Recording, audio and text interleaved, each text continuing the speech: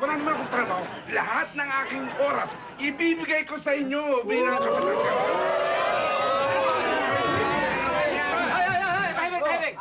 Elvis, ang kailangan natin dito sa barangay ay mamumuno ng barangay, hindi magtatakbo ng pera ng barangay.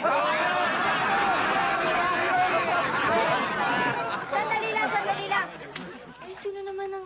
Sino naman ang ilalaban natin kay Kapitan Troy? Bukod kay Mang Kevin, sila naman yung matinong tao na pwedeng Meron palang pulong-pulong dito. Sandali ha, may Sino nga kaya pwede?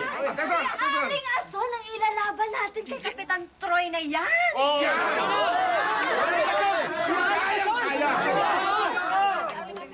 Sandali, anong aling ason? Ano yan? Ano yan sinasabi mo? Kasi Aling Ason, namumblema kami kung sinong ilalaban namin kay Kapitan Troy na yan. Aling Ason, kayo na lang. Lalaban mo sa akin, lalaki yun. Kapitana, akala ko.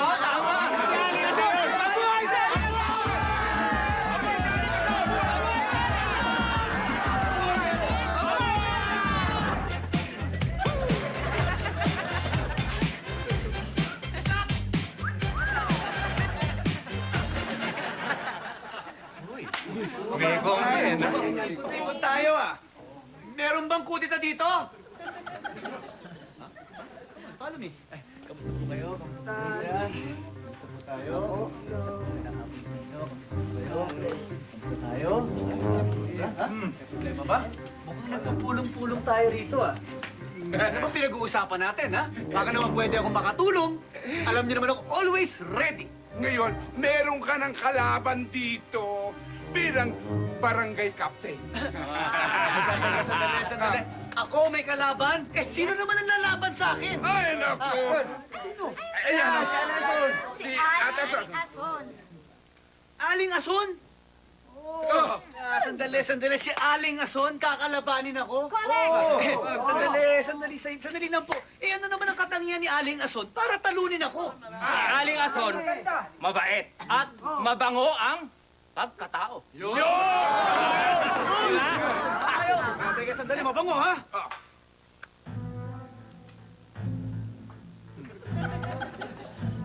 Ay, Ano? Mabango nga. Wala kami sa'yo eh. At hindi lang yun!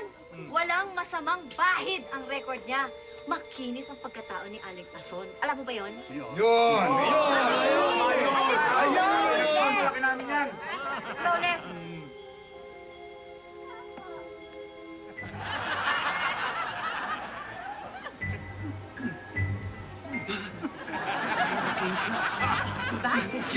At hindi lang yan.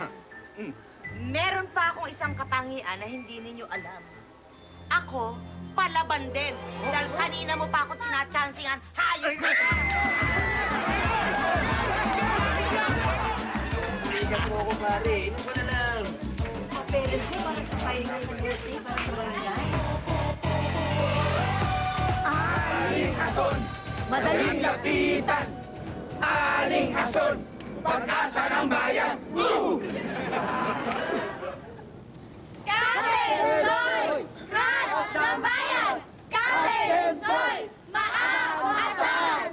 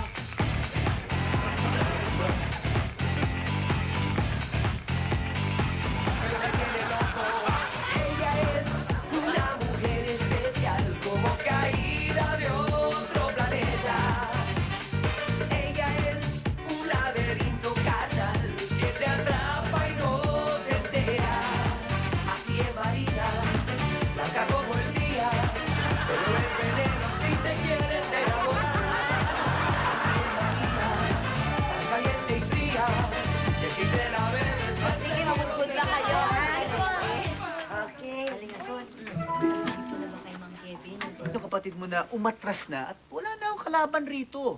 Di ba? Eh, bakit hindi si Ate Ason ang kausapin mo? Si Aling Ason na lang ang kumbinsihin mo. Pero sinisiguro namin na hindi atras si Aling Ason sa pagtakbo niya bilang barangay captain. Di ba? Tama. Talaga? Talaga! Kaya nga kinakausap ko kayo eh. Excuse ah. Elvis, kumbinsi mo na yung kapatid mo umatras. Aba, eh, Ano bang problema? ewan ko sa'yo. Napag-uusapan naman yan eh. Di ba? Oo nga. Pag-usapan. Ano yung pag-uusapan? Madali yan. Oh.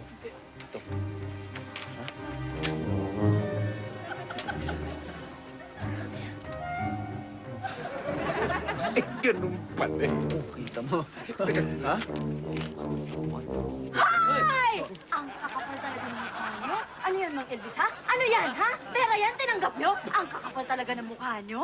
Ha? Kayo, mga mukhang pera kayo. Ano yan eh? Ano kanya? Nakita ko galing dito mo yun eh. Ay, bakit? Ano ba yan? Sigawan kayo na sigawan dyan. Kasi Mang Elvis, tingnan mo naman si Anong mga Elvis?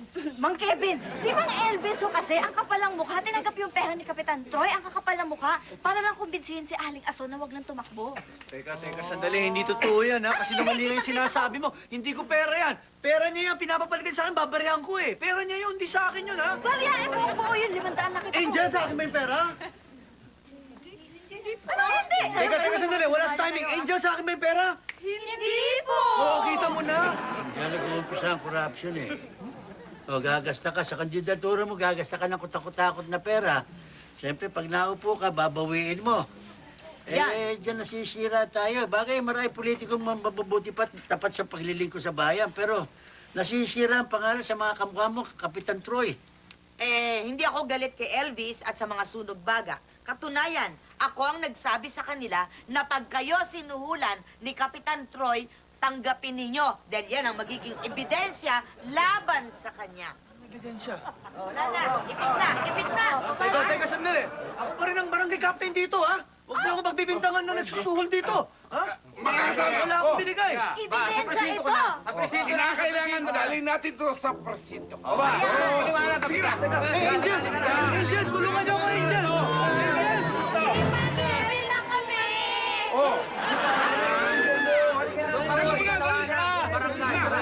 Teka, sandali. Tulong ko sa presinto. Buti na yan dalhin doon. Ha?